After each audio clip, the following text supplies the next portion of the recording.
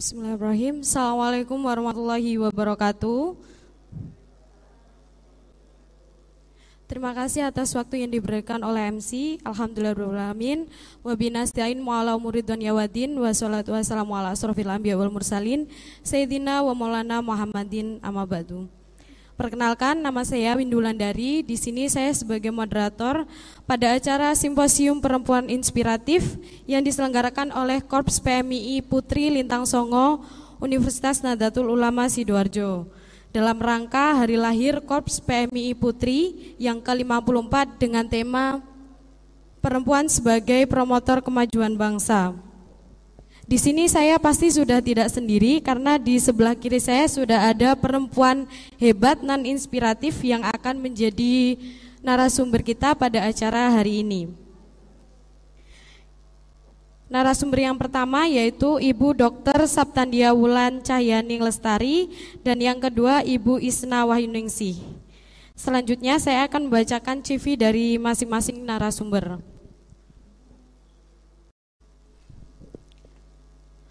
Nama Dr. Saptandia Wulan Cahyaning Lestari, bisa dipanggil Dr. Sapta. Tempat tanggal lahir Bojonegoro 3 September 1989. Sedang berdinas di Dinas Kesehatan Kabupaten Sidoarjo, tepatnya di Puskesmas Porong sebagai dokter ahli pertama 3B. Alamat Pesona Sari Residence E, 10 Cluster Flower, Desa Kebonsari, Kecamatan Candi, Kabupaten Sidoarjo. Pendidikan terakhir S1 Pendidikan Profesi Dokter Universitas Hang Tuah Surabaya tahun 2014. Passion Dokter Umum Fungsional Puskesmas Porong, Dokter Pembina Desa Wilayah Juwet Kenongo, Dokter Penanggung Jawab Prolanis Puskesmas Porong, Ketua Tim Inovasi Puskesmas Porong, Dokter Praktek Mandiri, YouTuber, singer, announcer, MC, author, and passion enthusiast. Jadi teman-teman, Bu Dr. Sapta ini mempunyai channel YouTube. Nama channel YouTube-nya Dr. Sapta Official. Bisa teman-teman subscribe ya teman-teman. Di situ nanti teman-teman bisa lihat edukasi tentang kesehatan, terus tips-tips tentang kesehatan dan masih banyak lagi. Lalu ada kontak personnya nih, ada telepon, bisa dicatat 081 515 8181 53 kali. Saya ulangi 081 515 181 53 kali. Email saptawulan777@gmail.com. YouTube-nya dr kecil-kecil titik Sapta Official. Jangan lupa di subscribe, di like, comment, and share. Jangan lupa nyalakan notifikasinya biar nanti Bu Sapta kalau upload video baru muncul di notifikasinya teman-teman ya. Terus IG-nya @saptandia, boleh juga di follow. Yang kedua, nama Isna Wahyuningsih F, status menikah. Telepon bisa dicatat 082 140 771 002. Saya ulangi 081 240 082 140 771 002. Email isna2@gmail.com. Blogspot www.isna2.blogspot.com. Pendidikan MI Ma'arif Pagerwojo, SMP Negeri 2 Sidoarjo, SMA Negeri 4 Sidoarjo, S1 Prodi Filsafat Politik Islam UINSA, S2 Program Studi Kajian Ketahanan Nasional Universitas Indonesia. Pengalaman organisasi, Koordinator Bidang Apresiasi dan Kreasi Seni OSIS SMA Negeri 4 Sidoarjo, Ketua OSIS SMA Negeri 4 Sidoarjo, Sekretaris Komunitas OSIS se-Kabupaten Sidoarjo, anggota Pramuka Racana Sunan Ampel Nyai Karima IAIN Sunan Ampel Surabaya, Ketua Umum Himpunan Mahasiswa Prodi Politik Islam, Ketua Bidang Media Pengurus PMII Rayon Usuludin, Pengurus Lembaga Pers Mahasiswa LPM Solidaritas, Sekretaris Senat Mahasiswa Fakultas Usuludin SEMA FU, Sekretaris Umum Karang Taruna Setia Bakti Desa Pagerwojo, Kecamatan Buduran, Kabupaten Sidoarjo. Biro Bidang Jejaring Media dan Opini Publik, Pengurus Besar Korps Pergerakan Mahasiswa Islam Kopri PB PMII. Kepala Bidang PP Rumah Perempuan dan Anak atau RPA. Pengalaman kerja 2013 sampai 2014 wartawan harian Radar Sidoarjo, 2014 sampai 2015 wartawan tabloid Nurani, Modis dan Hikmah Jawa Pos Biro Jakarta, 2015 sampai 2019 asisten staf khusus Menteri Ketenagakerjaan RI, 2019 sampai 2021 staf ahli anggota DPR RI dan sekarang menjadi ADC Ibu Bupati Sidoarjo. Bicara tentang perempuan ya teman-teman, kita manggilnya sahabat-sahabati ya. Bicara tentang perempuan, sebenarnya siapa sih perempuan itu? Ya, perempuan itu adalah kita, makhluk yang identik dengan sifat lemah lembut dan rasa kasih sayang. Kiprah perempuan sebagai promotor kemajuan bangsa, kiprah arah gerak perempuan sebagai promotor kemajuan bangsa, menurut saya hal yang paling dasar adalah Madrasatul Ula atau madrasah pertama, yaitu adalah ibu kita sendiri.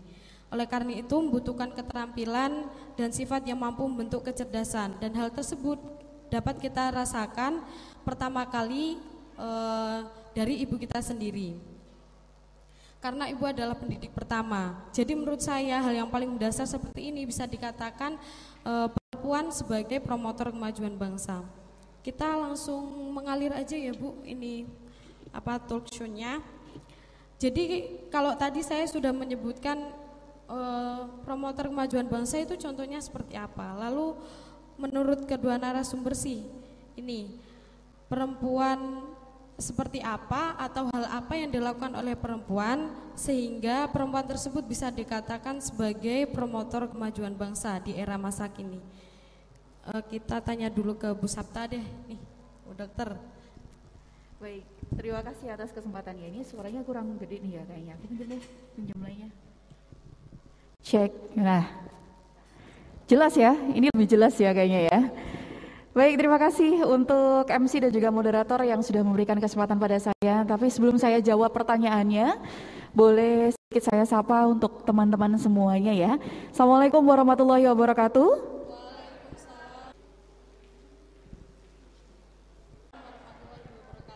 Alhamdulillahirrabbilalamin, saya ucapkan terima kasih banyak untuk kepercayaan dan juga kesempatan yang telah diberikan oleh teman-teman dari Unusida, sehingga pada pagi hari ini saya bisa bertemu dengan teman-teman yang sudah luar biasa menyempatkan waktu ya di hari libur. Ini kalau kuliah libur ya, hari Sabtu ya.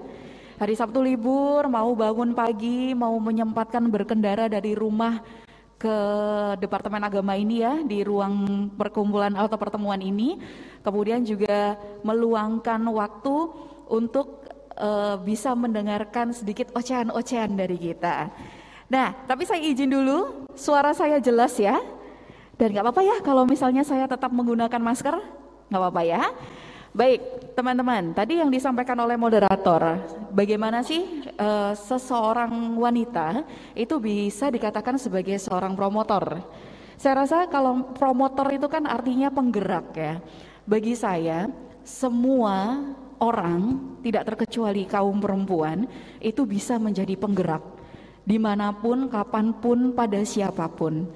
Dan bagaimana sih bisa dikatakan sebagai seorang promotor, penggerak, atau mungkin wanita yang inspiratif?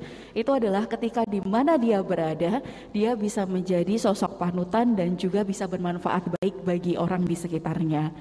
Tidak harus sesuatu yang besar, bisa dimulai dari hal yang kecil, dimulai dari diri sendiri, dilihat oleh orang sekitar dan cukup memberikan dampak dan juga gejolak positif untuk orang lain juga mau melakukan hal-hal positif lainnya.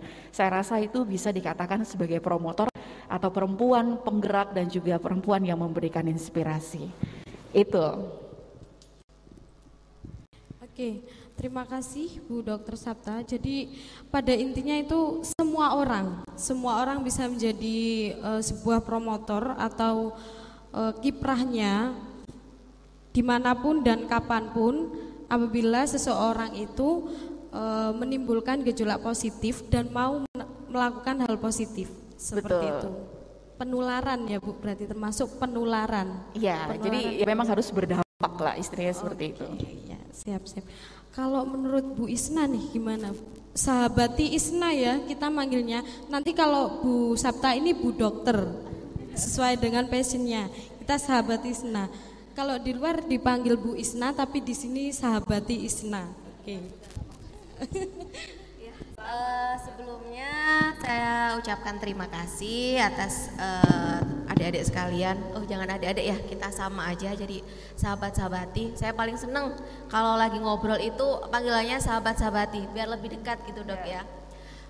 Jadi memang begini, mungkin saya lebih mengarah ke perspektif kader Kopri ya.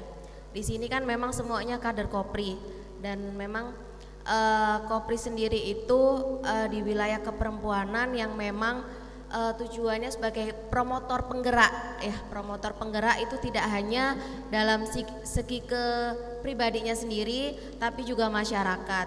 Jadi di sini itu sebagai kader Kopri, ini kader Kopri semua enggak? Kader Kopri? Oh ada yang undangan? Oh ada yang undang, tapi sama-sama sebagai aktivis perempuan ya. Sahabat-sahabat di sini semua adalah seorang aktivis perempuan, tentunya sebagai promotor penggerak, tidak hanya untuk perempuan sendiri maupun untuk masyarakat. Kita bisa memulainya dari diri kita sendiri. Jadi misalnya sensitivitas kita terhadap sesuatu, khususnya untuk masyarakat, itu juga sebagai trigger lah untuk seorang aktivis perempuan gimana menggerakkan. Apalagi seorang perempuan ya, nanti perempuan itu tidak hanya wilayah domestik tapi juga wilayah publik yang harus memang dikombin dan porsinya itu harus pas. Jadi mungkin nantinya sebagai promotor penggerak perempuan khususnya dari sensitivitas gender dari teman sahabat-sahabat di sini harus ditimbulkan. Dari situlah kita bisa bergerak dan juga melangkah untuk kepentingan masyarakat. Menurut saya sih seperti itu. Oke, terima kasih Bu Isna. Kita langsung lanjut aja ya. Menurut kedua narasumber nih, saat ini Indonesia khususnya di Kabupaten Sidoarjo membutuhkan yang seperti apa? Lalu apa yang bisa kita lakukan selaku organisasi yang fokus di bidang keperempuanan? Apa yang harus kita lakukan? Seperti itu. Bu Sapta dulu deh, biar Bu Isnanya bisa istirahat dong. Baik, pertanyaannya luar biasa sekali. Jadi untuk bisa memajukan Sidoarjo kira-kira butuh perempuan yang seperti apa ya? Memang untuk bisa menjadi bangsa yang besar, untuk bisa menjadi negara yang kuat, itu membutuhkan perempuan-perempuan hebat di dalamnya. Jadi nggak cuman laki-laki yang kuat, laki-laki yang intelektualnya tinggi, enggak. Justru yang menentukan suatu negara itu bisa hebat dan kuat adalah wanitanya, perempuannya. Dan perempuan yang dimaksud sebagai wanita hebat ini bukan hanya wanita-wanita yang punya tingkat pendidikan yang tinggi, memiliki jabatan-jabatan struktural yang strategis, tidak hanya itu. Tapi perempuan-perempuan yang mau mengoreksi diri, perempuan-perempuan yang mau dimulai dari ibu-ibu yang ada di rumah yang bisa menjadi madrasah terbaik bagi anak-anaknya. Saya rasa itu bisa menjadi sosok inspiratif yang memang dibutuhkan Kabupaten Sidoarjo untuk maju ke depannya. Kemudian tidak hanya seorang ibu, Anda yang hadir hari ini sebagai sosok anak dari ibu yang menginspirasi pun itu juga punya andil yang besar, punya potensi yang luar biasa dan penting untuk kemajuan daerah kita.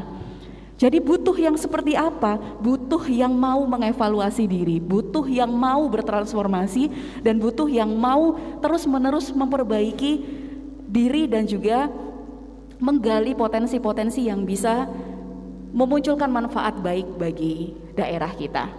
Itu. Oke. Kalau menurut Bu Isna nih, sahabati Isna nih gimana? Jadi untuk membangun suatu bangsa harus seperti apa gitu ya. Jadi terkadang kita tuh memikir sesuatu langkah besar, tapi kita tidak melihat langkah-langkah kecil itu bermanfaat untuk orang lain. Jadi bisa stigma-stigma yang tersebut itu bisa dirubah gitu ya. Jadi nggak harus kita mikir misalnya nih saya mau jadi anggota DPR gitu kan, itu kan tinggi banget. Tapi kita tidak memikir orang sekitar kita, tetangga kita atau teman-teman kita yang memang sebenarnya itu butuh uluran tangan kita. Jadi tidak perlu berpikir yang tinggi dulu. Kalau menurut saya dok ya, jadi perspektifnya berbeda-beda. Bercita-cita tinggi boleh, tapi kita harus mengukur kapasitas dan kemampuan kita. Jadi kalau bagi saya itu segala sesuatu memulai dari kecil, dari yang dari bawah, menengah hingga akhirnya di atas. Dan karena kita memulainya dari kecil, itu kita bisa mengingat. Jadi istilahnya itu nggak sombong ya. Jadi kita memulainya dari bawah ke tengah, ke atas, sehingga kita bisa melihat proses tersebut. Jadi apa yang harus dilakukan ya kita mulai dari diri kita sendiri dulu, orang sekitar, tetangga, keluarga, itu yang kita mulai dulu, baru kita memikirkan langkah-langkah yang lebih luas lagi. Kalau menurut saya seperti itu. Jadi tidak harus langsung tinggi, tapi benar kata Dokter Sapta tadi, mulai dari keluarga kita. Misalnya kalau ada sahabat-sahabat di sini belum pada menikah ya, tapi kalau kami berdua ini sudah menikah, sudah punya anak. Jadi sebagai perempuan memang perempuan pekerja, perempuan yang memang sebagai alhamdulillah masing-masing punya porsinya dan kita bisa menjalankan dua-duanya seperti itu.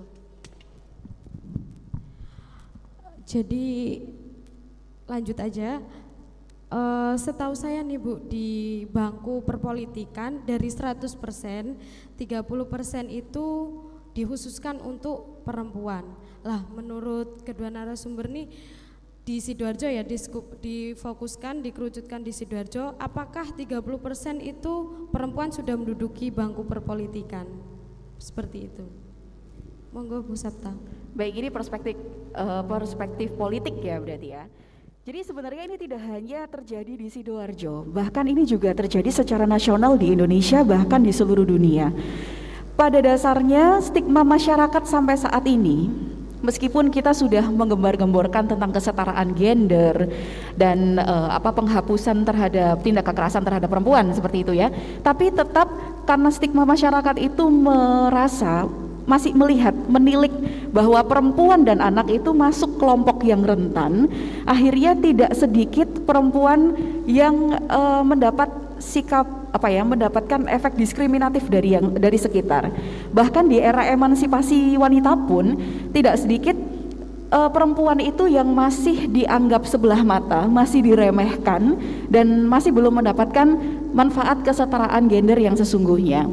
Tapi sekarang baik itu adalah pemerintah ya, baik itu adalah pemerintah, sudah muncul komunitas-komunitas dan juga penggerak-penggerak perempuan.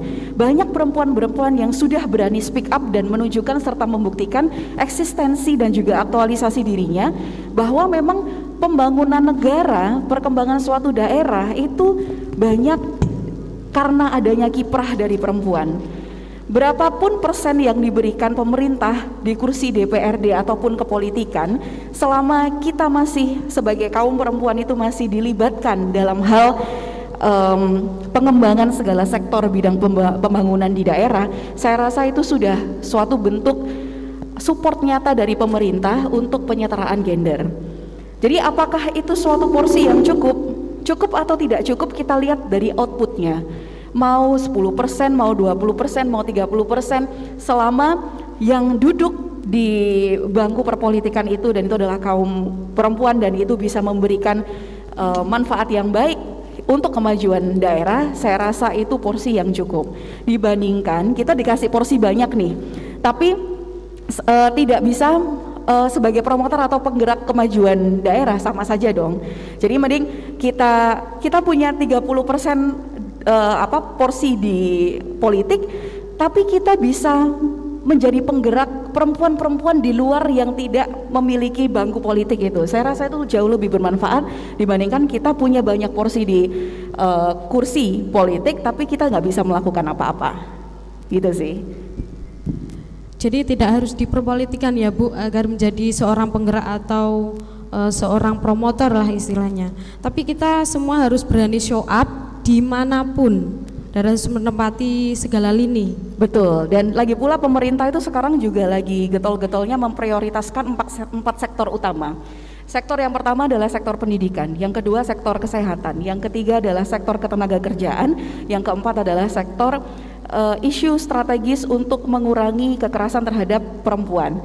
Jadi sebenarnya untuk sektor politik itu memang tidak terlalu dikedepankan. Yang pertama itu yang paling penting sebelum menduduki jabatan politis itu harus dipinterkan dulu perempuannya. Dengan ada pengaplikasian, kalau dulu kan cuma 6 tahun belajar ya. Kalau sekarang sudah 12 tahun lah, paling nggak implementasinya 12 tahun. Kemudian kita sudah sebagai kaum perempuan itu sudah tidak ada ketimpangan.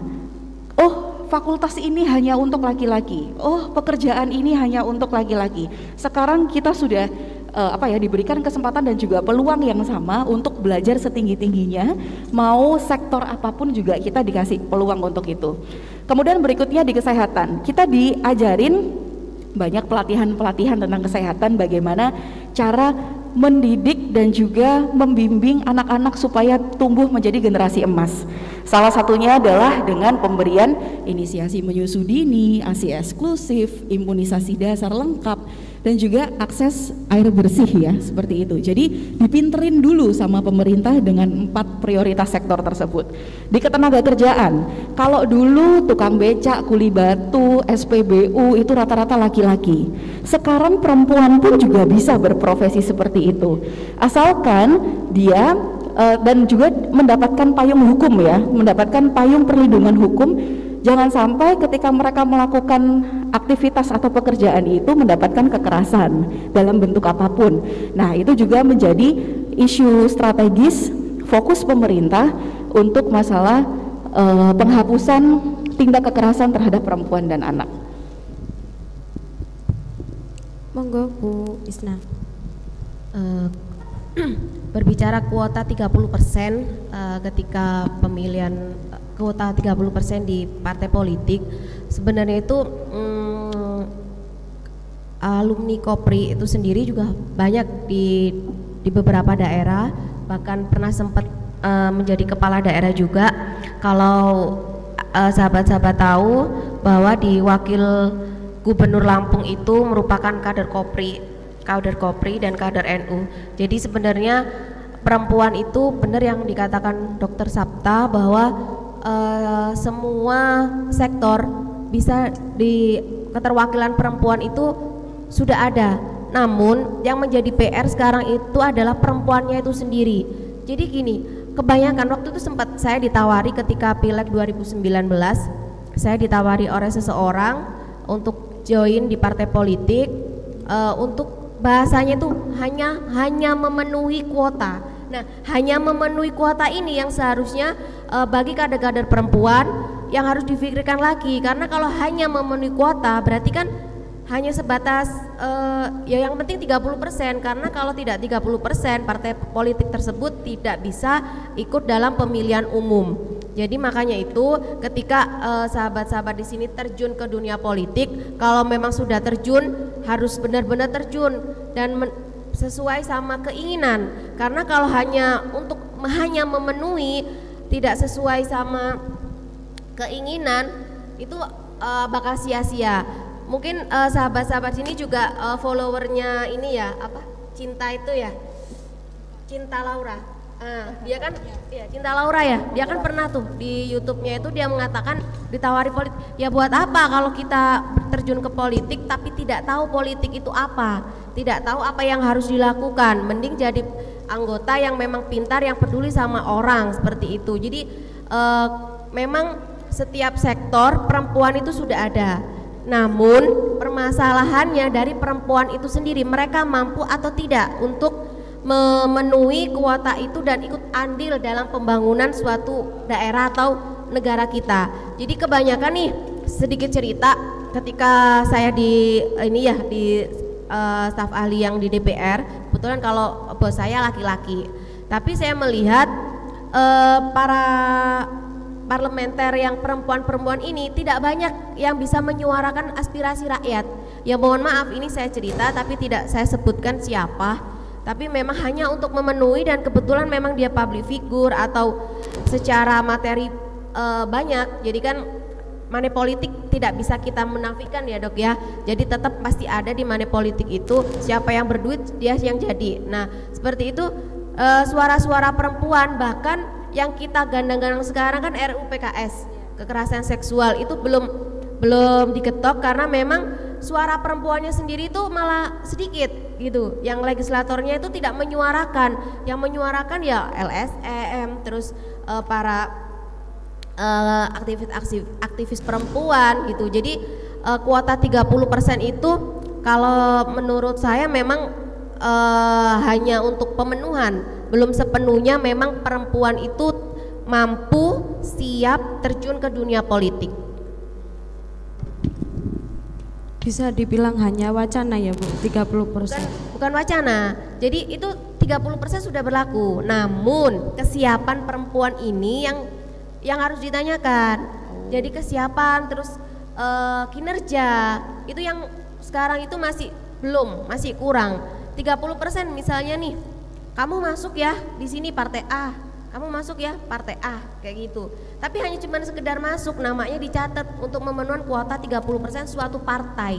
Jadi adik-adik di sini misalnya nanti memang kalau terjun ke dunia politik hanya memberikan saran ya harus totalitas untuk partai, untuk masyarakat. Karena kalau hanya sekedar mencatat namanya untuk pemenuhan kuota 30% ya buat apa? Itu nanti kalian bakal rugi sendiri seperti itu. Oke, jadi intinya itu hanya store nama dan tidak melakukan jobdesk apapun seperti itu ya Bu? Ya, bisa jadi seperti itu. Jadi para teman-teman ini yang mau menghibahkan dirinya di partai perpolitikan, jadi harus ada niat dari dirinya sendiri lalu menghibahkan dirinya 100%. Memang niat awalnya bukan hanya memenuhi kuota 30% itu tadi, yang tidak melaksanakan jobdesknya, tidak menyuarakan aspirasi masyarakatnya. Oke. Sebagai perempuan Ibu terlalu mandiri atau independen itu menurut Bu Sapta maupun Bu Isna itu menjadi sebuah keharusan atau tuntutan secara dipaksa nih. Lalu apa alasannya? Bu Sapta dulu. Menjadi wanita yang independen atau mandiri ya. Oke, ini juga lagi jadi isu yang banyak diobrolin di podcast sebenarnya. Jadi banyak perempuan-perempuan yang akhirnya berani speak up dan juga menunjukkan keberaniannya bahwa perempuan itu, sosok perempuan itu dituntut harus mau tidak mau mandiri. Jangan sampai bergantung pada orang lain, entah itu tergantung pada orang tua, tergantung pada saudara, bahkan tergantung pada suami sendiri. Pada dasarnya, iya, memang hakikatnya semua manusia, tidak hanya kaum perempuan dan terlebih-lebih lagi adalah kaum perempuan, itu memang paling tidak harus bisa mandiri atau independen. Tapi apakah itu suatu keharusan? Saya bilang enggak selalu. Apakah itu suatu tuntutan untuk zaman sekarang? Iya, itu suatu tuntutan. Tapi tidak menutup kemungkinan meskipun kita mandiri, meskipun kita independen, jangan jadikan diri kita tinggi hati. Itu yang penting. Karena hakikatnya kita tetap anak dari orang tua kita tetap istri dari suami kita, dan kita adalah ibu dari anak-anak kita yang menjadi tauladan ya, menjadi sosok inspiratif supaya ke depannya bisa menelurkan generasi-generasi hebat berikutnya. Jadi apakah dituntut independen? Yes, tuntutan zaman. Tapi apakah semua orang harus independen? Ini kita sedang menjadi perempuan-perempuan penggerak untuk bisa menggerakkan perempuan-perempuan lain menuju keindependenan tersebut. Ya, jadi independen itu suatu hal yang baik selama memang output yang kita berikan pada lingkungan sekitar kita itu positif.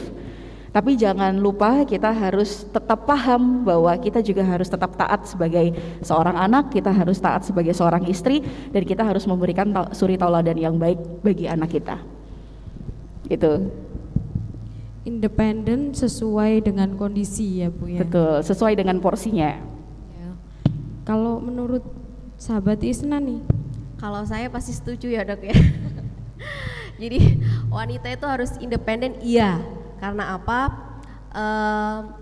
Saya pernah membaca, itu mungkin teman-teman juga udah tahu, Antosoro itu pernah bilang begini, jangan sebut aku perempuan sejati jika hidup hanya berkalang lelaki, tapi bukan berarti aku butuh lelaki untuk aku cintai. Betul nggak? Betul nggak seperti itu? Itu kata-kata yang selalu saya ingat, bahkan saya taruh di quote di skripsi. Ketika sedang skripsi pun saya ditanyain kata-kata itu, gitu kan. Bukan berarti kita tidak butuh lelaki atau bukan butuh masyarakat untuk di dalam hidup kita. Jadi wanita independen, ya karena apa? Karena kita tidak tahu kondisi kita ke depan seperti apa.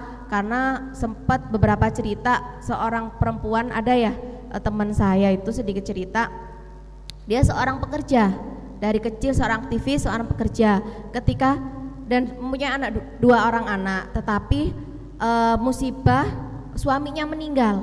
Nah, bagaimana nih kita sebagai seorang single parent menghidupi keluarga ketika di dalam diri perempuan itu sudah mematok dirinya itu wanita independen, pasti bisa, bukan berarti tidak membutuhkan orang lain ya, tapi bisa untuk hidup lagi, berjuang lagi. Jadi wanita independen itu saya yes gitulah. Jadi karena apa? Karena ketika kita tidak kemajuan zaman, terus habis itu situasi yang mendesak, itu kita akan mudah untuk beradaptasi ketika seseorang telah meninggalkan kita, atau apalagi kedua orang tua kita. Jadi menjadi wanita independen itu perlu. Namun terkadang itu yang dilemanya sebagai seorang perempuan ketika menjadi seorang wanita independen, orang melihatnya itu, apalagi stigma orang desa ya Dok ya, jadi ini perawan tua gitu ya. Apalagi kalau mohon maaf ya, di Madura itu pernikahan dini itu tinggi. Jadi under 20 itu udah pada menikah. Jadi kan bukan berarti wanita independen ini ya dilihat dari usia ya. Jadi bukan berarti masih 19 tahun tidak bisa independen, tapi dia bisa independen. Jadi tidak patok sebagai usia gitu. Usia udah tua, independen, kerja keras, tapi belum menikah, tidak apa-apa. Menikah itu pasti orang akan menikah pada saatnya gitu ya Dok ya. Pada waktunya gitu. Jadi menjadi pilihan menjadi wanita independen harus dan itu memang tuntutan gitu, sesuai porsinya. Baik, sedikit nambahin ya, sedikit nambahin. Jadi tadi menarik yang disampaikan sama Mbak Isna. Jadi perempuan itu kan stigmanya itu kalau misalnya tidak segera menikah anggapannya perawan tua. Kalau misalnya ditinggal sama suami janda kembang gitu ya. Baik, tapi sedikit yang menarik di sini ya. Sebenarnya teman-teman, maaf, di sana ada kaum laki-laki, bukan berarti aku tidak memihak pada Anda ya. Tapi karena di sini sekarang kita ngomongin kaum perempuan, jadi di sini saya jadi kompornya kaum perempuan. Tanpa kita sadari teman-teman, kita dibilang bahwa kita itu menjadi salah satu kelompok yang rentan terhadap kekerasan, terhadap bencana, terhadap kemiskinan, terhadap kebodohan karena kita masih ada ketidaksetaraan gender. Itu adalah totally salah. Kaum perempuan itu bukan kaum yang lemah. Justru kaum perempuan itu adalah kaum yang jauh lebih kuat dibandingkan kaum laki-laki. Kok bisa Dok? Kita nggak ngomongin secara fisik, kita nggak ngomongin secara tenaga. Kalau tenaga kalah sama kaum laki-laki. Kita dipukul kita nggak bisa balas mukul, kita diolok-olok kita nggak bisa balas olok-olok, kita dihina, kita direndahkan, kita nggak bisa balas. Tapi ada hal yang memang kita itu diciptakan oleh Allah, kita memang dibentuk oleh Allah sebagai bentuk jiwa yang kuat. Itu karena kita memiliki jiwa kelembutan, kita punya jiwa pemaaf. Berapa banyak orang-orang yang perempuan itu yang merasakan tindak kekerasan tapi mereka tidak mau melaporkan karena mereka punya jiwa yang kuat, merasa bahwa ya sudahlah enggak apa-apa, tak jalanin. Berapa banyak kasus ketika sudah ditinggal oleh suaminya, perempuan itu bisa berdikari mandiri sendiri. Jadi dia bisa berdiri di atas kakinya sendiri dibandingkan kaum pria yang ditinggal meninggal atau ditinggal pergi oleh istrinya. Ya kan? Jadi artinya terkadang hal-hal yang kecil yang tidak kita pikirkan itu bisa menjadi refleksi bagi diri kita bahwa sebenarnya kita itu bukan kaum yang lemah, bahwa kita itu bukan kaum yang tidak berdaya. Justru dengan mereka menganggap kita tidak berdaya, tapi kita bisa memberikan kontribusi nyata bahwa ya memang kita bisa bergerak dan bisa berdiri di atas kaki kita sendiri. Itu adalah justru yang benar-benar manusia kuat. Kerasa seperti itu. Woman can doing everything ya Bu istilahnya. Berdiri di kaki sendiri di keadaan apapun sih. Back to Simposium Perempuan Inspiratif, arah geraknya ya Bu. Di dalam kita berkiprah, di dalam kita bergerak pasti banyak sekali hambatan atau kendalanya. Salah satu contohnya itu yang sedang marak terjadi, kekerasan seksual di kampus, seksual harassment, terus bullying. Itu apa ya, menjadi sebuah ketakutan sehingga para perempuan ini dalam bergeraknya itu menemui hambatan. Menurut Bu Isna maupun Bu Sapta nih, apa sih yang seharusnya kita lakukan sehingga kita tidak gentar lah, tidak harus getol lah terhadap hal-hal seperti itu? Apa yang harus kita lakukan? Dan Kopri ini apa yang harus kita bawa? Apa yang harus kita apa yang harus kita lakukan? Seperti itulah selaku kita organisasi yang fokus di bidang keperempuan. Bukan hanya Kopri aja ya, mungkin di HMI ada Kohati, mungkin sesama organisasi yang fokus di bidang keperempuanan. Apa sih yang harus kita lakukan? Seperti itu Bu. Wisna dulu ya Bu.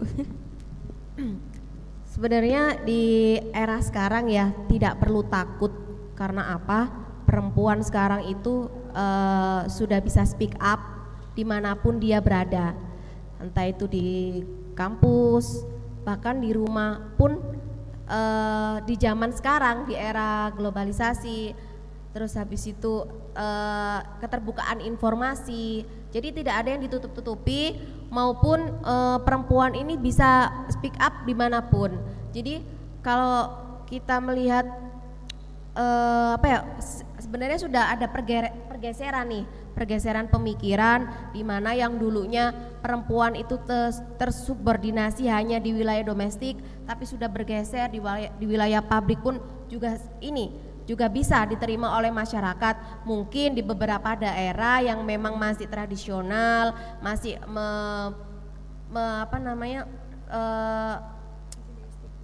stigma kalau perempuan itu hanya di wilayah domestik, hanya dapur dapur, sumur, kasur.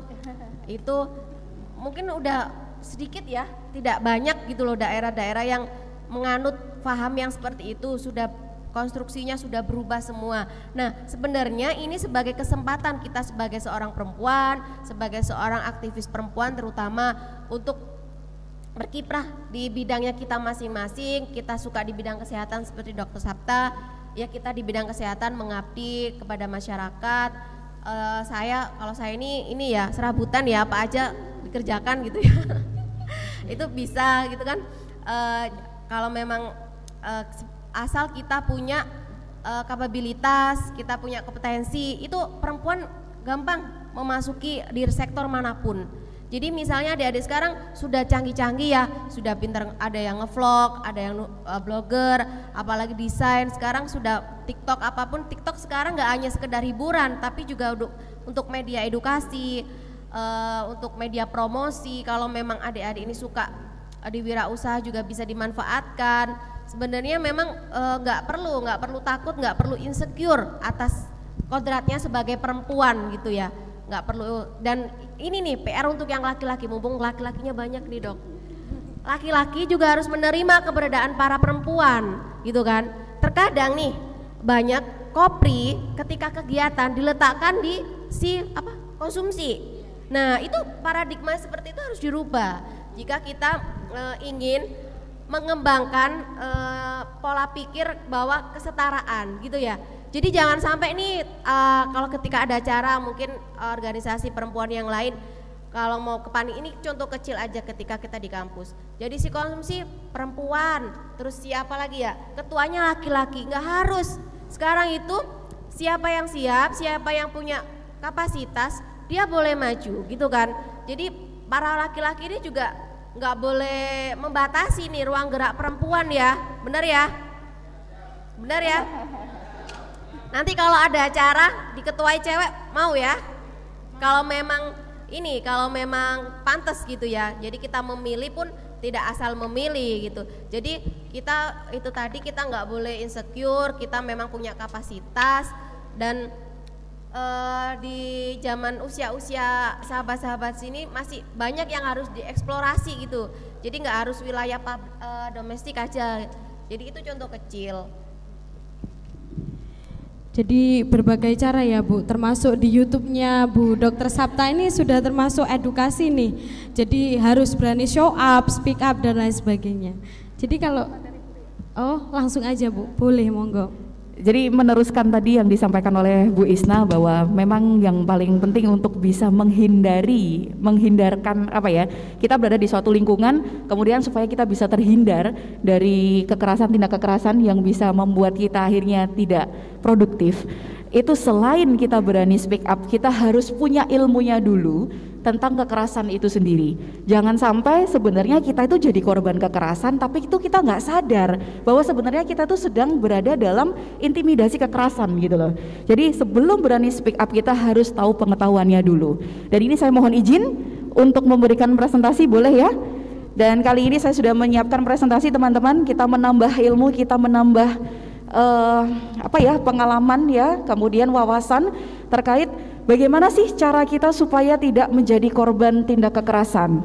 Ini tidak hanya bagus untuk perempuan, ya memang ini khususnya saya bikin untuk perempuan, tapi yang laki-laki juga harus tahu supaya tidak rentan berpotensi sebagai pelaku tindak kekerasan, ya gitu ya. Oke, saya mohon izin berdiri ya Bu. Saya mohon izin berdiri, nanti kita ngobrol-ngobrol sambil sharing teman-teman yang di depan terkait tentang paling tidak 30 menit ke depan saya akan memberikan informasi terkait bagaimana kita mengenali, mencegah dan juga melawan kekerasan terhadap perempuan dan juga anak. Bentar, saya tak pindah tempat dulu. Mohon izin ya teman-teman semuanya, saya turun dari panggung jadi biar bisa lebih dekat dengan teman-teman, kemudian juga informasi dan juga wawasannya bisa langsung nyampe.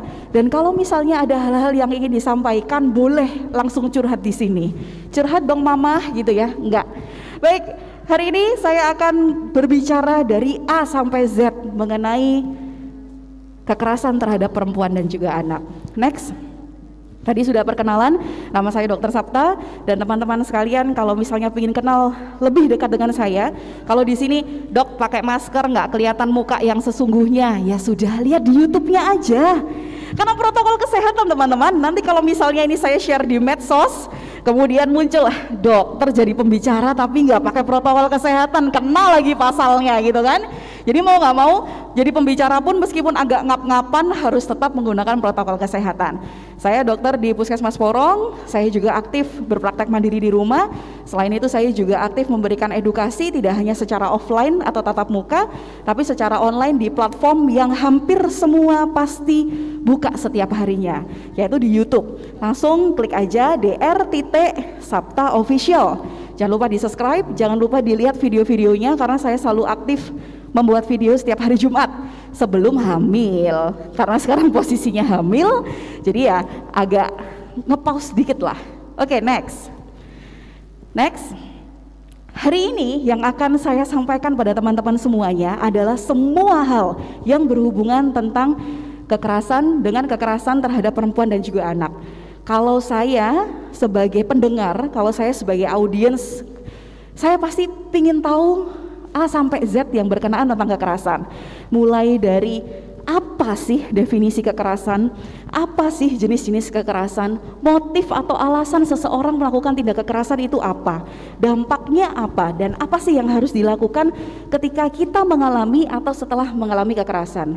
Kemudian berikutnya siapa saja yang rentan mengalami kekerasan, siapa saja yang bisa menjadi pelaku kekerasan, dan siapa saja yang bisa dimintai bantuan. Kemudian why, mengapa? Kenapa sih kekerasan itu bisa terjadi? Mengapa paling banyak kekerasan itu terjadi pada anak dan perempuan? Dan kenapa kasus kekerasan itu meningkat justru pada saat kondisi pandemi seperti sekarang ini? Kemudian where and when, di mana tempat yang bisa berpotensi terjadinya kekerasan dan kapan tindak kekerasan dapat terjadi, serta how, bagaimana kita mengenali, bagaimana kita mencegah, dan bagaimana kita melawan tindak kekerasan itu. Next. Tahukah teman-teman bahwa data yang saya dapatkan dari Komnas Perempuan tahun 2020 itu menyatakan bahwa jumlah kasus kekerasan terhadap perempuan sepanjang tahun 2020 itu sebesar 299.911 kasus. Bukan angka yang kecil, bukan suatu laporan yang sedikit, tapi ironisnya sebenarnya ini hanyalah sedikit dari banyaknya tindak kekerasan yang terjadi. Jadi kayak semacam fenomena gunung es yang terlihat cuman di permukaannya saja, padahal sebenarnya di dalamnya itu masih banyak tindakan-tindakan yang belum terlaporkan. Kemudian dari catatan tahunan Komnas Perempuan tahun 2020 didapatkan bahwa jumlah kasus kekerasan terhadap perempuan dan anak itu 8 kali lipat meningkat selama masa pandemi. Dan dari Survei Nasional Pengalaman Hidup Anak dan Remaja tahun 2018 Kementerian Pemberdayaan Perempuan dan Perlindungan Anak Republik Indonesia didapatkan 2 dari 3 anak dan remaja perempuan ataupun laki-laki itu pernah mengalami salah satu bentuk kekerasan sepanjang hidupnya. Data ini miris sekali ya teman-teman, artinya kita semua yang hadir di sini atau mungkin orang-orang di sekitar kita itu memiliki potensi yang sama untuk mendapatkan tindak kekerasan. Next. Kemudian, yuk kita belajar tentang apa sih sebenarnya definisi dari kekerasan. Definisi dari kekerasan menurut Undang-Undang Nomor 23 Tahun 2004 adalah setiap perbuatan terhadap seseorang, terutama perempuan, yang berakibat timbulnya kesengsaraan atau penderitaan secara fisik, seksual, psikologis, dan atau penelantaran rumah tangga, termasuk ancaman untuk perbuatan pemaksaan perampasan kemerdekaan secara melawan hukum dalam lingkup rumah tangga. Sedangkan kalau misalnya menurut Undang-Undang Nomor 35 Tahun 2014, kekerasan terhadap anak adalah setiap perbuatan terhadap anak yang berakibat timbulnya kesengsaraan atau penderitaan secara fisik, psikis, seksual, dan atau penelantaran, termasuk ancaman untuk melakukan perbuatan pemaksaan atau perampasan kemerdekaan secara melawan hukum. Yang saya bold itu artinya adalah titik beratnya. Kalau memang itu kekerasan dilakukan pada perempuan, ya berarti yang jadi korbannya adalah perempuan. Kalau yang tindak kekerasan ini terjadi pada anak, korbannya pada anak. Tapi inti dari tindakan tersebut adalah mengakibatkan kesengsaraan dan penderitaan dalam bentuk apapun, entah itu kekerasan verbal, kekerasan psikis, kekerasan secara fisik, kekerasan seksual, ataupun penelantaran. Lanjut.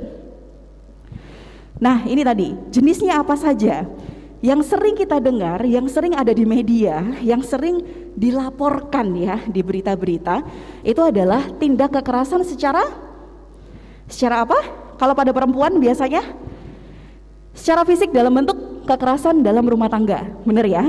Kemudian ada juga kalau pada anak-anak lebih banyak adalah pelecehan, pencabulan, benar ya? Tapi tidak sedikit teman-teman, sekarang eranya sudah era digital. Kita semua nggak ada satupun yang nggak punya akun Instagram. Kita nggak ada satupun yang nggak punya App Store. Semuanya udah punya email, semuanya bisa dengan mudah mengakses sosial media. Yang terjadi apa? Banyak korban-korban cyberbullying, benar ya? Itu juga salah satu bentuk kekerasan terhadap psikis yang kadang itu dilakukan bersama-sama oleh orang yang tidak dikenal ya, untuk membuat suatu penderitaan dan juga masalah kesehatan fisik dari seseorang. Itu juga harus hati-hati. Di sini jenis kekerasannya ada secara fisik, jadi bisa dilihat, bisa dengan atau tanpa alat bantu, bisa seperti menampar, meninju, menendang, menjambak, mencekik, mencubit, dan juga mendorong bahkan sampai membunuh. Psikis ini bisa terjadi dengan penghinaan, memaki, mengancam, melarang berhubungan dengan keluarga, baik itu secara langsung obrolan tatap muka ataupun secara online atau sosial media. Kemudian ada juga namanya kekerasan penelantaran rumah tangga, meninggalkan keluarga tanpa memberi nafkah lahir batin. Kemudian ada namanya jenis kekerasan seksual yang sering terjadi, contohnya adalah memaksa berhubungan seksual, pencabulan, perkosaan, kawin paksa, aborsi paksa, penyiksaan seksual, hamil paksa, pemilihan kontrasepsi secara paksa, perbudakan seksual atau perdagangan perempuan. Kemudian ada juga jenis kekerasan secara sosial, contohnya adalah pengucilan dari pergaulan masyarakat, secara ekonomi tidak diberi nafkah, kemudian dipaksa untuk mengemis, mengeksploitasi anak untuk jadi peminta-minta di pinggir jalan, itu juga termasuk kasus tindak kekerasan. Baik, next. What, why, and how. Apa sih motif seseorang itu melakukan tindak kekerasan? Mengapa kekerasan itu bisa terjadi? Dan bagaimana kekerasan bisa terjadi? Ini semua berujung pada satu penyebab. Ya kan, kalau misalnya kita ngomong kok bisa ya orang ngelakuin tindak kejahatan, kok sampai hati ya bapaknya sendiri mencabuli anaknya, kok sampai hati ya ibunya sendiri membunuh anaknya. Itu semua berdasarkan motif, ya, motif atau alasan yang mengkerucutkan sebagai faktor penyebab terjadinya kekerasan. Yang pertama, itu bisa karena faktor balas dendam atau pelampiasan, karena pada masa sebelumnya ia pernah berada di posisi sebagai korban. Jadi kayak semacam ada kasus di salah satu pondok pesantren yang ustadznya itu melakukan pencabulan pada santri-santrinya, benar ya? Tidak hanya di Jawa, di luar Jawa pun juga banyak. Dan yang jadi korbannya itu tidak hanya 1-2 orang, bisa belasan sampai puluhan orang. Kenapa hal itu bisa terjadi? Setelah dikaji, setelah digali, setelah ditelaah lagi, ternyata ada satu faktor traumatis ketika dia kecil, dia pernah menjadi korban pencabulan. Makanya akhirnya membentuk mindset dalam dirinya, dendam dalam dirinya, dia melakukan hal yang sama untuk melampiaskan hal tersebut. Itu bisa jadi satu faktor. Kemudian ada suatu konflik yang tidak bisa diselesaikan dengan metode penyelesaian. Kalau orang bijak bilang, Dok, tidak ada suatu hal di dunia ini yang tidak bisa diselesaikan dengan jalan komunikasi. Ya, semua bisa dikomunikasikan, semua pasti bisa dicari jalan keluarnya. Tapi jangan salah, ketika manusia ini diciptakan menjadi karakter yang berbeda satu sama lain, pemikiran yang berbeda satu sama lain, itu bisa memunculkan konflik karena tidak ketemu jalan tengah dari suatu permasalahan. Itu juga bisa memicu terjadinya konflik, baik itu bisa jadi tindak kekerasan, penganiayaan, bahkan bisa sampai terjadi pembunuhan. Kemudian bisa juga turunan emosional. Jadi ada kalau misalnya kasus tuh yang bilang ya memang bapaknya kayak gitu, ya memang ibunya kayak gitu, temperamental, makanya anaknya juga temperamental. Itu sedikit persen ya teman-teman ya, tapi ini juga bisa menjadi faktor penyebab terjadinya kekerasan. Kemudian ini juga yang harus kita waspadai bersama-sama. Terpengaruh tontonan atau game yang berisi tentang kekerasan. Ini juga harus hati-hati. Kadang ini tidak terjadi pada kita yang sudah beranjak remaja ke dewasa. Adik-adik kita yang masih sekolahnya sekolah dasar, itu sekarang kan semua punya HP ya. Gak ada yang gak punya HP, semua pakai HP. Daring, cari jawaban PR juga dari internet gitu kan sekarang kan. Dan itu kadang mereka gak cuman cari untuk edukasinya mereka aja, nggak cuma untuk pendidikannya mereka aja. Mereka main game, mereka bisa searching website-website yang dalam tanda kutip mungkin terlarang dan harusnya itu untuk orang dewasa. Nah, kemudian terjadi permasalahan anak-anak yang masih usia 10 tahun itu mukulin temannya. Ada yang anak usia 10 tahun terinspirasi setelah nonton game atau tontonan tertentu, itu bareng-bareng gebukin teman-temannya. Setelah ditanya, digali, kok bisa? Orang tuanya baik, terdidik, ya kan? Tapi kenapa anaknya bisa melakukan itu? Ternyata ada satu pola asuh yang terlewat oleh orang tua, yaitu tidak mendampingi anak-anaknya dalam memegang gadget. Ya, akhirnya terjadilah tindakan-tindakan yang tidak diinginkan, bahkan itu dilakukan oleh anak di bawah umur. Kemudian berikutnya, harapan yang tidak sesuai dengan kenyataan, ekspektasinya terlalu tinggi, tapi ternyata tidak sesuai dengan kenyataan atau realita yang ada. Itu juga bisa jadi pemicu terjadinya tindak kekerasan. Masalah keuangan pasti, ini juga bisa memicu ya terjadinya tindak kekerasan. Kemudian kurangnya dukungan yang tepat, penyalahgunaan narkoba dan juga alkohol, suami yang memiliki pasangan lain, status pengesahan pernikahan. Jadi pernikahan itu dalam arti yang masih nikah siri itu lebih rentan terjadinya kekerasan dalam rumah tangga dan lain sebagainya. Kemudian situasi yang terjadi secara tiba-tiba, contohnya adalah seperti pandemi COVID-19, itu juga bisa menjadi pemicu seseorang melakukan tindak kekerasan. Who and why? Siapa saja sih yang rentan mengalami tindak kekerasan dan mengapa? Seperti yang tadi saya bilang, semua orang di dunia, tidak harus perempuan, tidak harus anak, bisa orang tua ya, bisa laki-laki, itu punya potensi yang sama untuk bisa menjadi korban tindak kekerasan.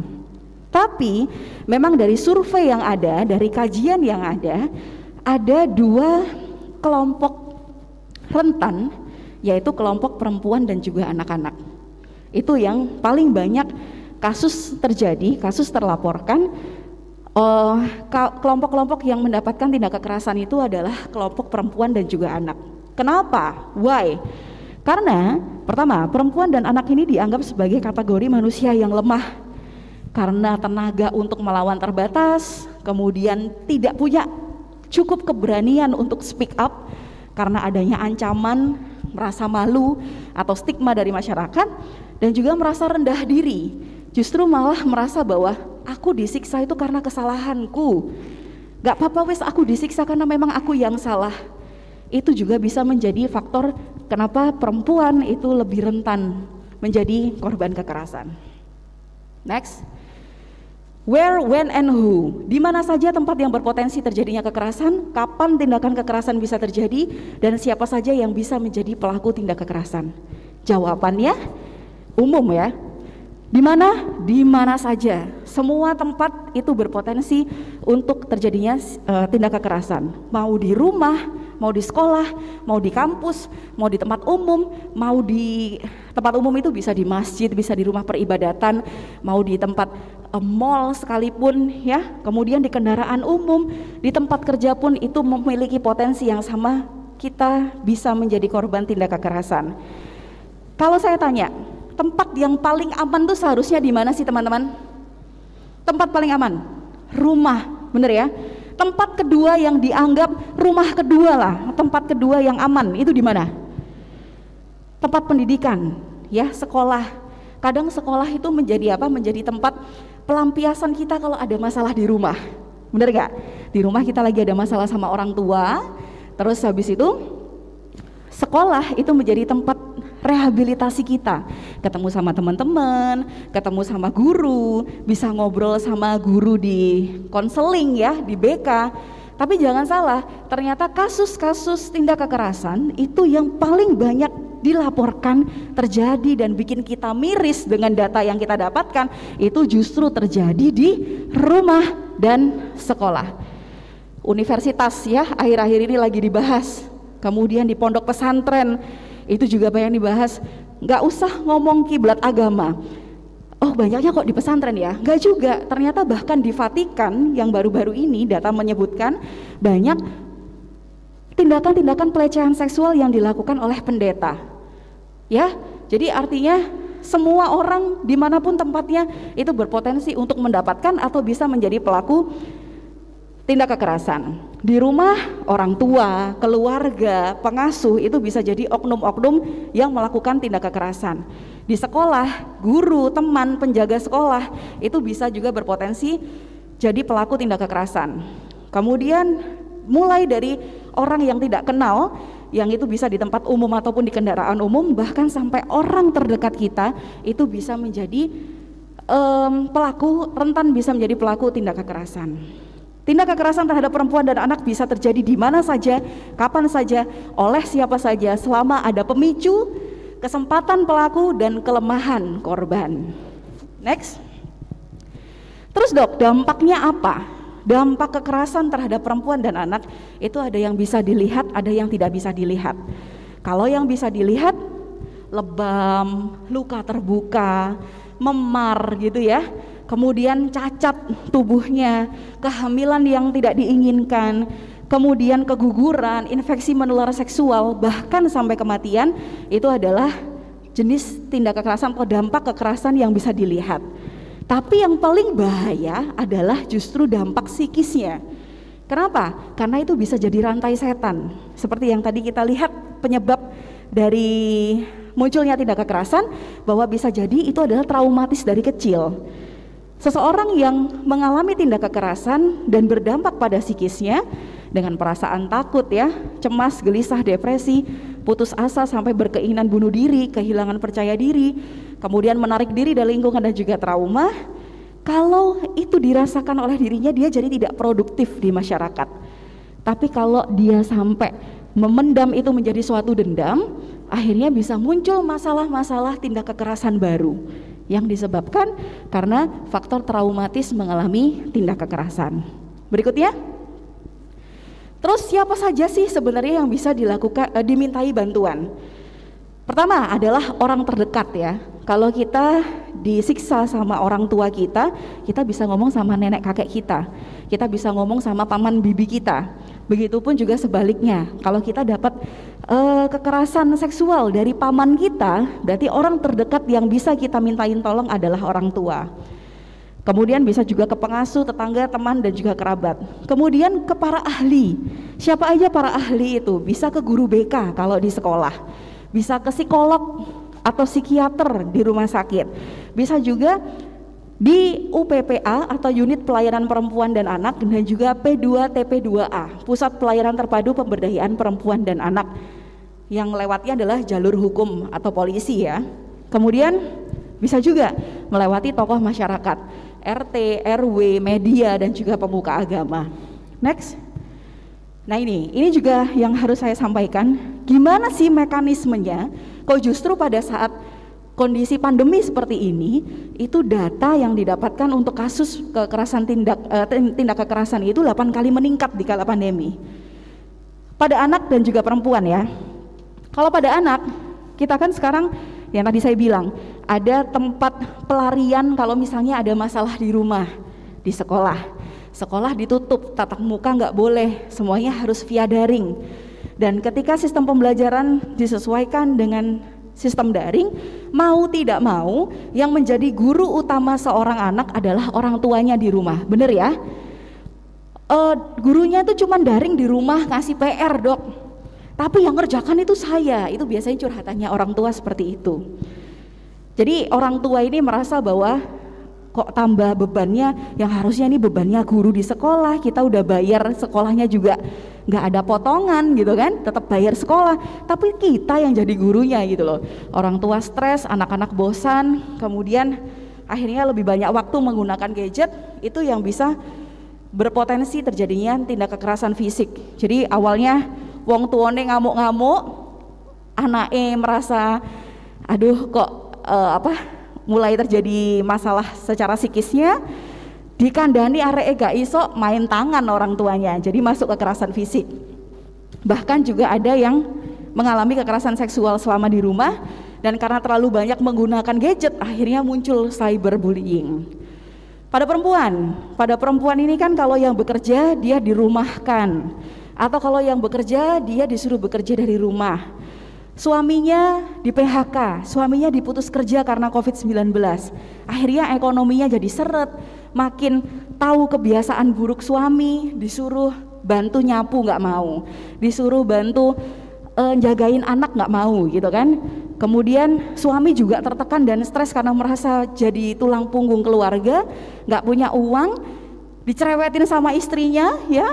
Kemudian akhirnya muncul karakter susah untuk mengontrol emosi, akhirnya istri dan anaknya bisa jadi sasaran pelampiasan dalam bentuk kekerasan fisik, psikis, dan juga kekerasan seksual. Jadi itu yang mendasari kenapa sih pada saat pandemi ini berpotensi terjadi peningkatan tindak kekerasan. Next.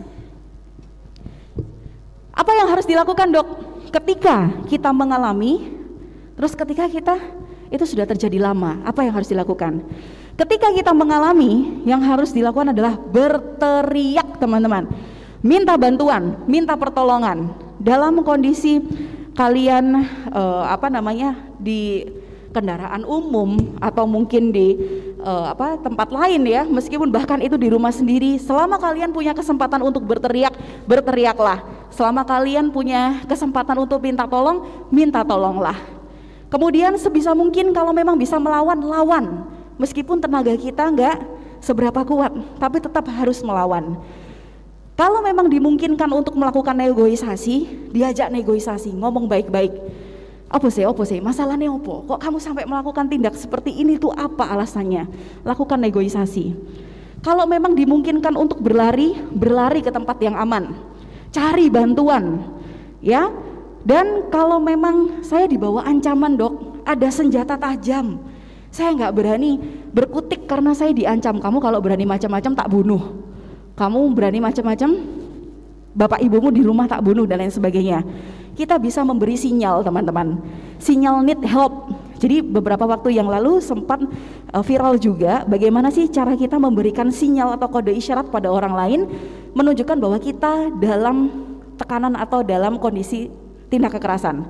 Ada yang tahu? Gimana? Gini ya, 4 dulu. Jadi gini, jadi kalau misalnya kita video call nih, di belakang itu ada oknum yang melakukan tindak kekerasan. Kita video call, kita bahagia, mukanya bahagia, tapi sebenarnya kita dalam kondisi tertekan kekerasan. Kita bisa ngasih sinyal seperti ini, genggam, 4, genggam, kayak gini. Itu sudah mulai disosialisasikan. Dengan tanda isyarat seperti ini saja, itu sebagai simbol bahwa sebenarnya kita butuh bantuan. Dan orang yang paham dengan isyarat atau sinyal kita, itu pasti lebih aware dan bisa melakukan pertolongan, ya.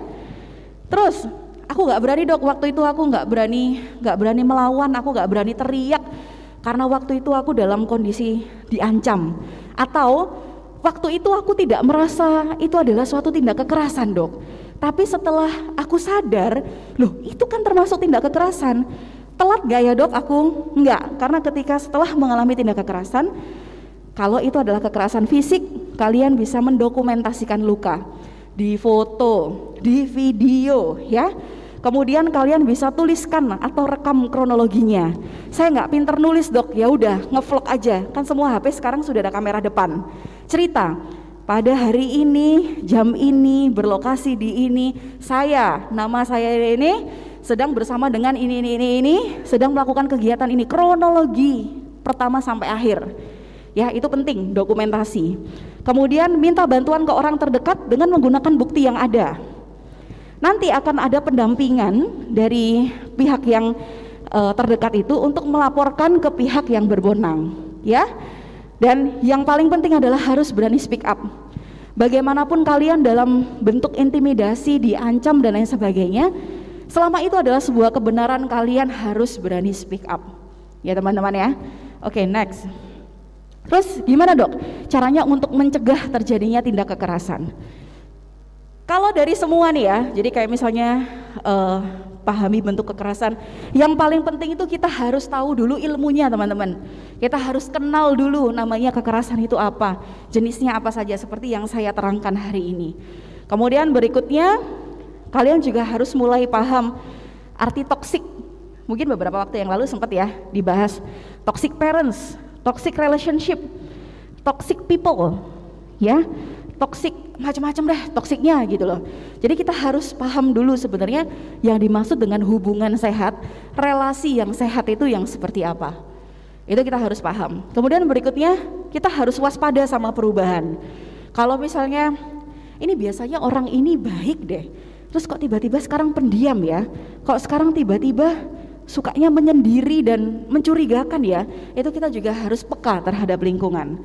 Kemudian juga harus tahu, oh ini lokasi-lokasi yang berbahaya, berarti dihindari untuk pulang malam sendirian, pulang malam menggunakan kendaraan umum ya, itu sudah harus dihindari. Kemudian jadilah pribadi yang kuat dan juga berani untuk speak up. Speak up untuk kebenaran tuh banyak yang bantu teman-teman, kecuali kalian bikin suatu hal yang viral yang padahal itu tidak benar-benar kondisi kalian ya, itu beda cerita. Kalau pada anak, Bekal ilmu itu penting, itu yang pertama. Kedua, bangun komunikasi dan juga kedekatan dengan anak. Kemudian memaksimalkan peran sekolah, jadi harus sering komunikasi sama guru-guru di sekolah. Dan dibekali diri anak tentang keterampilan dan ilmu bela diri, serta laporkan pada pihak berwajib kalau memang terjadi tindak kekerasan. Next. Bagaimana cara melawan? Kalau tadi bagaimana pada saat terjadi, kemudian bagaimana cara mencegah, ini cara melawan. Melawan tuh gini maksudnya. Melawan itu kita tidak pernah merasakan tindak kekerasan, tapi kita punya suatu passion, kita punya suatu keinginan untuk bisa membantu teman-teman atau lingkungan sekitar yang mengalami tindak kekerasan. Yang harus kita lakukan adalah berani speak up, sama seperti yang kita lakukan hari ini. Saya lakukan hari ini memberikan sosialisasi pada teman-teman.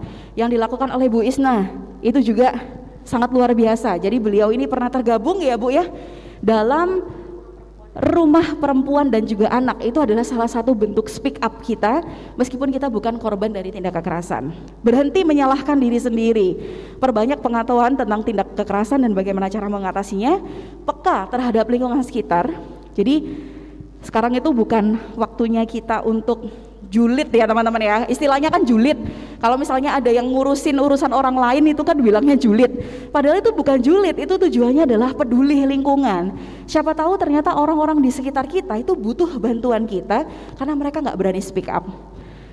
Dan bekali diri dengan keterampilan bela diri kalau memang diperlukan. Baik, sepertinya cukup itu ya.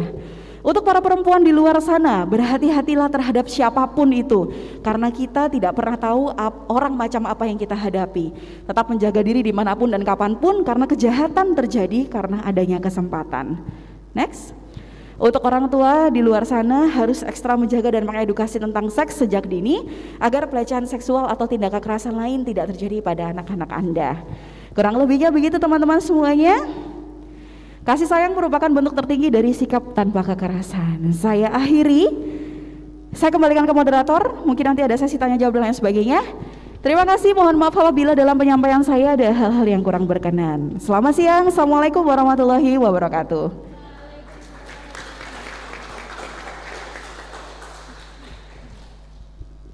Terima kasih disampaikan, sungguh luar biasa pemaparan materi oleh Bu Dr. Sapta. Standing applause sekali lagi dong untuk Bu Sapta.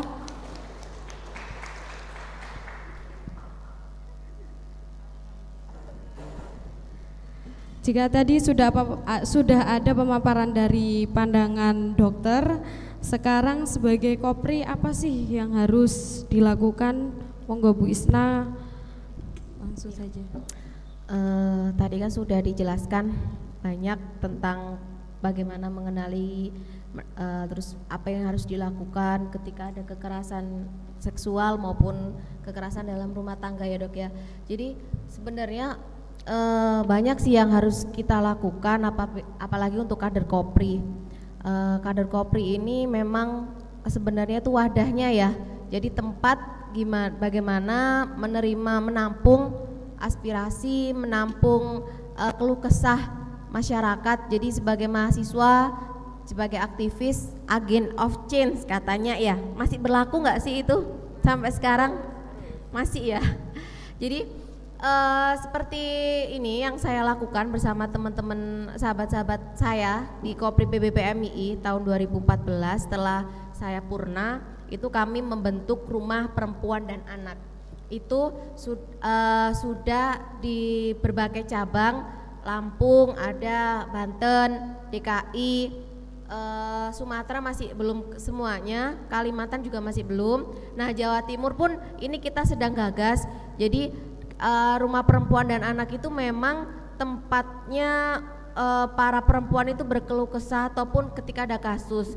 Jadi advokasi terutama kekerasan perempuan dan anak. Jadi bisa disinergikan dengan Kopri. Jadi sebenarnya Kopri itu ada bidang advokasi, ya enggak? Ataupun HMI juga ada sih Kohati itu advokasi ya. Nah di situ tuh bisa dimaksimalkan untuk bagaimana peran kita sebagai kader Kopri untuk membantu masyarakat, membantu perempuan-perempuan dan mensosialisasikan tentang kekerasan perempuan dan anak, kekerasan seksual yang memang sekarang lagi marak-maraknya kita gaungkan.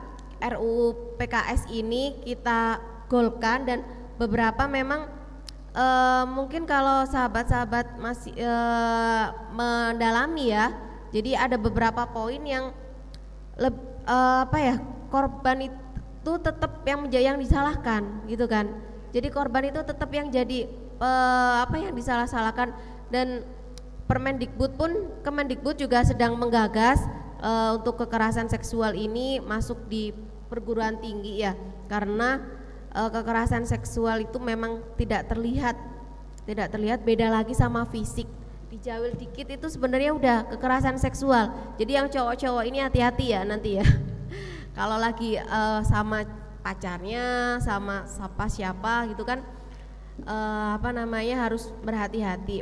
Jadi apa yang dia lakukan kader Kopri untuk saat ini sebenarnya memang tinggal kitanya sendiri sih. Jadi sahabat-sahabat di sini punya ini enggak sih rasa memiliki Koprinya? Sampean-sampean ini berada di naungan Kopri, apa yang harus dilakukan itu sebenarnya kita tanyakan dalam diri kita sendiri. Saya selalu ketika mengisi materi dengan sahabat-sahabati waktu itu, saya harus bilang gini, sensitivitas gendernya itu harus benar-benar digerakkan di dalam tubuh kita gitu kan. Terus semangat dan juga rasa memiliki Kopri. Saya bangga gitu sama Kopri. Terutama ini kan juga Harla ke-54 ya, waktu yang cukup panjang, dan juga meskipun kalau dulu nih Kopri itu tidak bisa bergerak gitu kan, di divisi keputrian dari tahun 1960 hingga akhirnya muktamar kongres di Pondok Gede membentuk sendiri meskipun masih badan semi otonom, belum banom ya, beda lagi sama IPPNU sudah banom, lebih masif lagi pergerakannya. Tapi kita tidak perlu menuntut itu karena kita harus membuktikan diri kader Kopri itu mampu bersama masyarakat. Jadi tentunya kita harus mengembangkan kapasitas diri kita dulu. Apa seperti yang saya sebutkan tadi, kalau suka di bidang media, geluti itu di bidang media karena sekarang ini media itu sebagai sumber ya sebagai penggiring opini publik. Jadi seperti Mbak Kalis, mungkin sahabat-sahabat kenal Mbak Kalis itu aktivis NU, aktivis gender banget, malahan dia selalu menyerukan terhadap kesetaraan gender. Bisa nanti dibuka Instagramnya, saya selalu mengikuti beliau. Jadi di situ tuh dari media kita bisa speak up. Jadi tinggal kader Koprinya nih yang perlu kader Kopri ini, kalian masuk Kopri terpaksa nggak gitu? Terpaksa ya? Terpaksa nggak sih? Terpaksa nggak? Soalnya dulu sempat ditanyain ketika awal, kenapa kamu milih Kopri itu? Kenapa ya cowoknya ganteng-ganteng? Apa kayak gitu? Enggak ya, gitu ya. Jadi tapi memang kita banyak peluang ketika kita bisa berorganisasi, kita bisa ikut terjun ke masyarakat, itu banyak peluang. Saya sendiri pun pernah merasakannya sampai detik ini. Tergantung kita mau berjuang dan juga mengembangkan kapasitas diri kita masing-masing, karena pasti banyak jalan gitu ya. Jadi kalau Kopri dulu itu kita terbatasi, sekarang sudah tidak terbatasi lagi ya. Ini ada Bu Koprinya nih, apa aja sebenarnya bisa. Jadi nggak hanya sebatas seremonial, terus kader Kopri hanya pelengkap seperti 30% partai politik, kader Kopri hanya enggak, kita harus bisa speak up, bisa jalan sendiri, tinggal kita mengemasnya sebagai bagaimana. Misalnya ada advokasi, mungkin kalau kekerasan gak banyak dok ya, kalau di Sidoarjo ini kemarin sempat data dari P3AKP, kalau kekerasan di Sidoarjo ini alhamdulillah tidak terlalu banyak, tapi ada, seperti malah di kota-kota besar, Buduran sama Sidoarjo.